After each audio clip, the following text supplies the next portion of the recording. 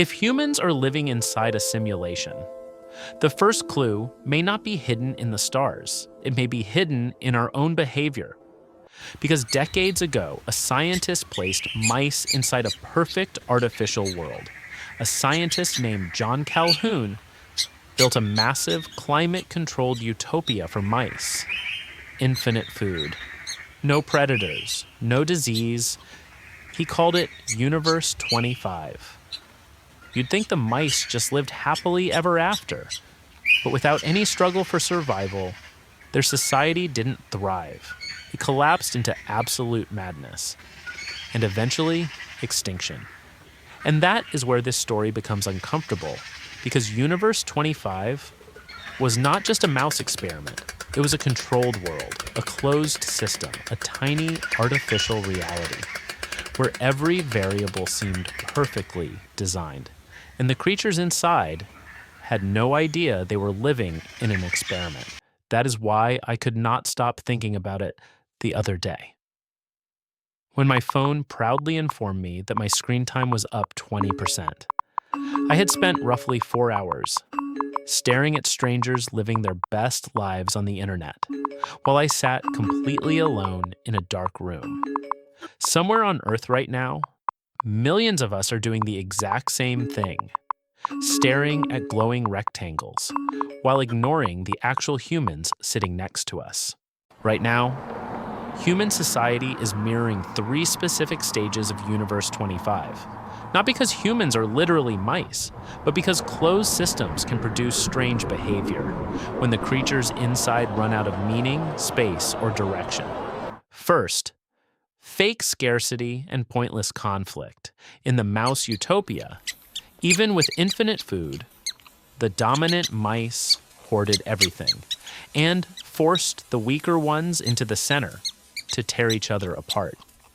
Look at Earth today. Our agricultural systems produce enough calories to feed 10 billion people. Yet, hundreds of millions are currently facing hunger. We have abundant space, but nations still draw imaginary lines on a map and threaten each other with nuclear annihilation over nothing. From an evolutionary standpoint, this level of self-destruction makes no sense. It almost looks like a stress test, as if the system is not asking, can this species survive? But something much darker. How much pressure can intelligent life absorb before its behavior starts to break?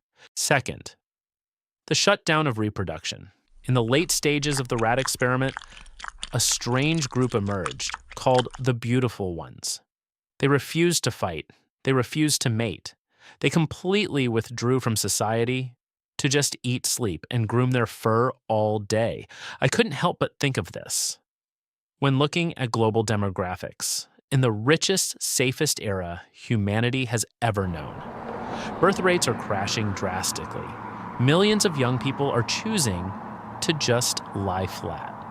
We swap actual human connection for Instagram filters and virtual validation.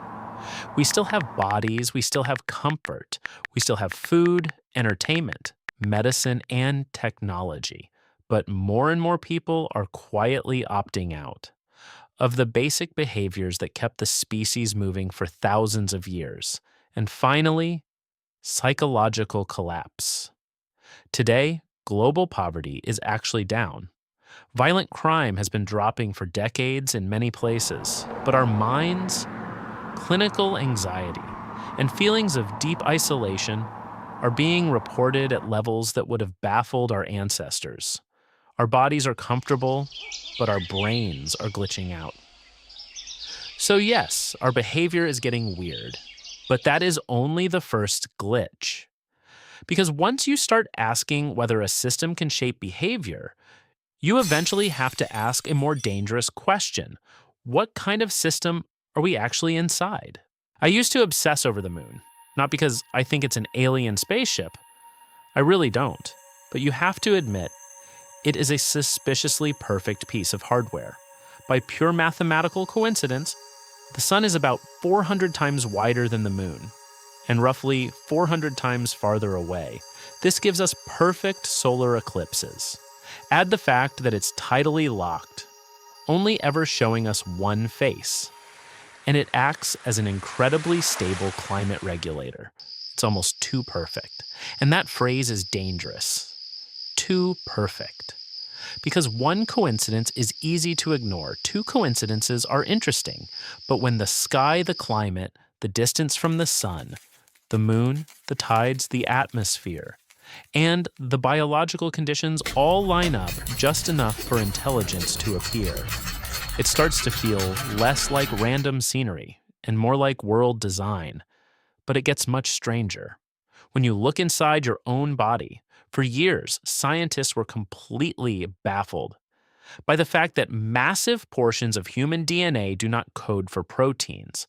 They famously dubbed it junk DNA. Why would a ruthlessly efficient process like evolution make us carry billions of lines of useless biological code? Some people in the tech world compare this to a messy GitHub repository. It looks like code that has been commented out, sitting empty, waiting for a future patch. Of course, science now tells us much of it is not junk at all. It can regulate genes, control timing, influence development, and shape how the body runs. But that almost makes the metaphor stranger, because the deeper we look, the less life looks like a simple organism, and the more it looks like a system running instructions. And if a species starts tinkering with that code and gets too smart, you need a hard limitation written straight into the physics engine. We call it the speed of light. You can build the most advanced ship mathematically possible, but the distances are just too vast. We are physically quarantined, which is a very dark but very neat way to explain the Fermi paradox, why the universe is completely silent. Because the first rule of observing any experiment is simple: don't tap on the glass. And the second rule might be even simpler: do not let the subjects leave the container. All right, let's step back from the edge of the conspiracy cliff. I'm not trying to convince you. We are a cosmic science fair project because mainstream science actually has incredibly solid, boringly rational explanations for almost everything I just said. That modern anxiety and isolation, biologists call it evolutionary mismatch. We aren't lab rats. We are basically hairless apes with Wi-Fi. Our brains spent millions of years evolving to survive in tight tribes of about 150 people on the savannah. Take that same ape, drop it into a concrete megacity with traffic jams, 8 million strangers, and credit card debt. Of course, its brain is going to glitch. And the perfect moon, the speed of light. Physicists lean on the anthropic principle. The universe is so unbelievably vast that weird mathematical coincidences are statistically bound to happen somewhere. We just happen to live on the rock where the numbers lined up. And as for that junk DNA, we are slowly realizing it's not junk at all. It works more like a vast, highly complex network of switches, regulating how our active genes behave. So science says we are safe, no alien overlords, just biology doing its slow, messy thing. And honestly, that explanation is probably right. The moon is not proof. DNA is not proof. The speed of light is not proof. Human loneliness is not proof. A real argument cannot be built from coincidences alone. But even after you accept every rational explanation, one detail still refuses to sit quietly. The real glitch is us. We're just stressed out apes on a lucky rock. I can accept that. But there is one detail that conventional science still struggles to explain without breaking a sweat: the absolute terrifying velocity of human progress. Evolution is famously incredibly lazy. Sharks have been patrolling the oceans for 400 million years. They are basically doing the exact same thing today. Dinosaurs ruled this planet for 160 million years. In all that time, they never even invented a toaster. Then there's us.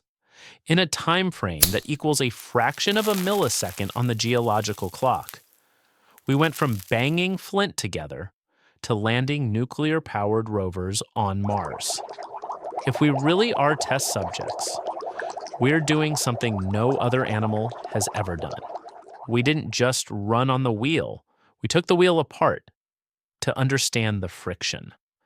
We smashed atoms together just to look at the background pixels of the universe. We mapped our own DNA.